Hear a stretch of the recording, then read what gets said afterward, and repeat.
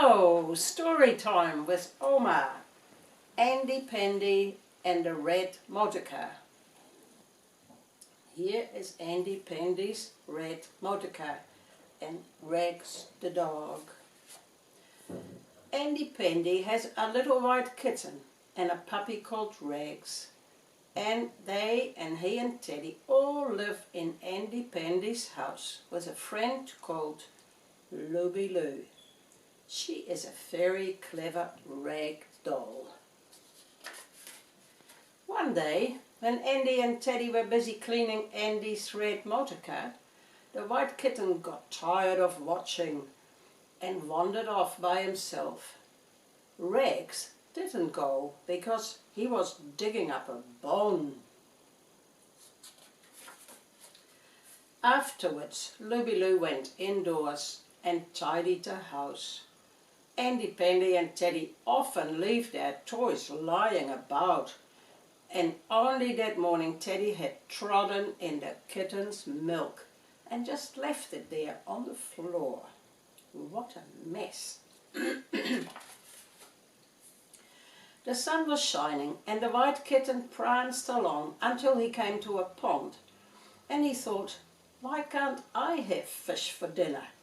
A whole fish all by myself, and not just bits and pieces in a tin. He doesn't like butterflies either. He likes to catch them. When Andy Pandy and Teddy had finished the car, it looked like new, all shiny. Now it wants to go out, Teddy said. Let's go for a picnic after lunch. Rex didn't want any lunch because he had found his bone, and the white kitten wasn't there. He had climbed a tree and was walking along a branch hanging over the pond.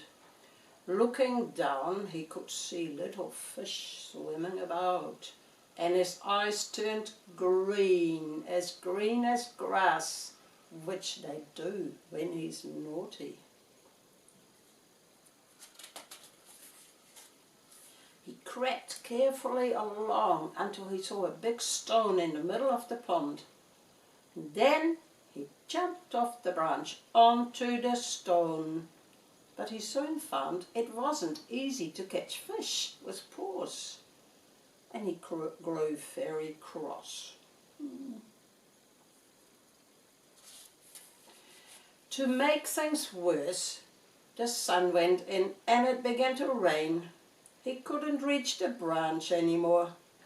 He was cold and wet and frightened, and he began to cry, meow, meow, because pussycats don't like being wet. But no one heard him.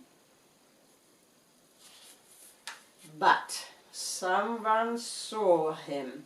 Looby Loo was looking out of the window, and far away she could just see the kitten in the middle of the pond.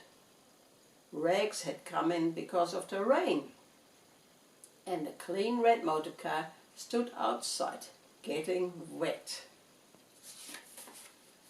Look, said Looby, tell Andy that the white kitten is in danger. So Rex dropped his bone and rushed into the kitchen, backing and pulling at Andy's rompers. Woof, woof, because he can't talk. Something's happened, Andy cried. Come on, Teddy, we'll follow Rex. They jumped into the red motorcar and paddled after Rex, who took them to the pond, where they saw the white kitten shivering and crying on the big stone. I'll go in and get her, said brave little Teddy. No, said Andy, I'll go. But Rex the dog was already jumping into the water with a big splash and swimming towards the kitten. Go back and fetch some towels, Teddy, said Andy. Teddy felt very proud to be driving the car all by himself, and he pedalled as fast as his little fat legs would go. When Teddy came back with the towels, Rags, very tired, had almost reached the bank with the white kitten in his mouth, holding him very carefully by his yellow ribbon. Andy Pandy pulled them both out, and they were soon wrapped in nice dry towels. And then they all went home, and while Andy Pandy and Teddy went up to dry themselves, Looby Loo dried Rags and the white kitten. "Don't you ever run away again," she said. "No, I won't," said the white kitten, and his eyes were as blue as forget-me-nots. When everyone was dry, Teddy said, "We won't get our picnic now. Just look at the car, all splashed with mud." "That doesn't matter," Andy said. "We've got our kitten and the very bravest dog that ever was." And that's the end of that story. But I'll read you one more. And the next one I'll read is called Andy Pandy's New Pet. What would it be? Oh, here's a clue. It looks little yellow and fluffy. One day when Andy and Teddy were in the garden, they heard a tiny little squeak, squeak, squeak. Andy went down on his hands and knees, and under a bush was a little yellow gosling. A gosling is a little goose. It's a bit like a duckling. And it seemed to have hurt its leg. Oh, poor thing. Andy Pandy lifted it up very carefully and carried it indoors. "We'd better wash its poor leg," he said. Teddy fetched a basin of water, and as soon as the gosling saw it, it tried to get into it because they like swimming. So Andy put the gosling into the water on the kitchen table in a big bowl. The yellow gosling could swim, but it couldn't walk at all. Andy put a nice clean bandage on its poor leg and said, "We must keep it until it's better. Then it will be able to go back to its mother. But what shall we keep it in?" "I know," Teddy said. "Let's cover it up with that wire thing we used to keep flies off the cake and the meat." So they did just that and put it in a nice clean duster, and the gosling nestled into it and went to sleep. And then Andy and Teddy also went to bed. The gosling stayed on the table for days and days and days and grew bigger and bigger and got better and better, and then it walked about the house and the garden. It was very fond of Andy and followed him everywhere because Andy had kind of made his leg better. If he went to wash up, do the dishes, the gosling went too and began to drink the dishwash water. If he made a cake for tea, there was the gosling helping himself to raisins and sugar and poking his head into the milk jug. Uh-oh. If Andy Pandy went upstairs, so did the gosling. And one evening when he went to bed, there was the gosling sitting on the pillow, and nothing would make him budge.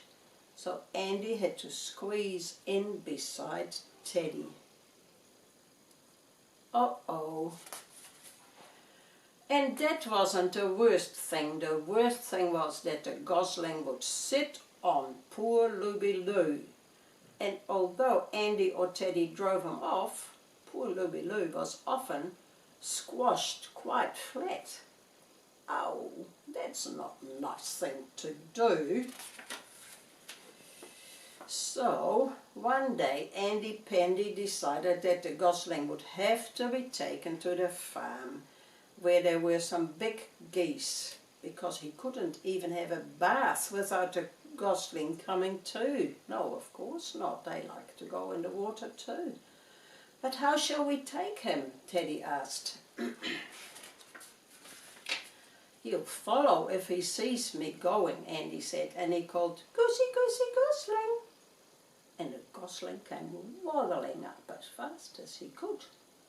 When they reached the farm, all the ducks and geese came running up, and there was a great deal of quacking and squawking. Quack, quack, quack, quack, quack, quack, quack, quack, quack, quack. He'll be all right now, Andy said as they turned to go home. But on the way he and Teddy were rather sad because they had grown fond of him and would miss the funny little pattering sound his feet made when he waddled about the house. But when they reached home, who should they see but the gosling sitting on the doorstep. He had flown all the way back and got there before them. Oh dear, said Andy, now we shall have to begin all over again. Ah. So back they went, and by this time it was beginning to get dark, and all the ducks and geese were settling down to go to sleep. And when the gosling saw them, it went and snuggled up by a big goose and went to sleep too. Then Andy and Teddy crept away very quietly. Shh, don't make a noise. After that, the gosling was so busy with his new friends that he gradually forgot the house where he had been looked after when he had hurt his leg. So Andy and Teddy could bath themselves in peace, and Looby Loo became quite plump again.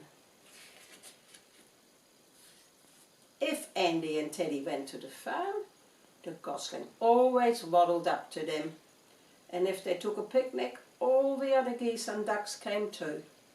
But Andy and Teddy always left at bedtime, or they would have had the gosling running after them all over again. Quack, quack, quack, quack, quack.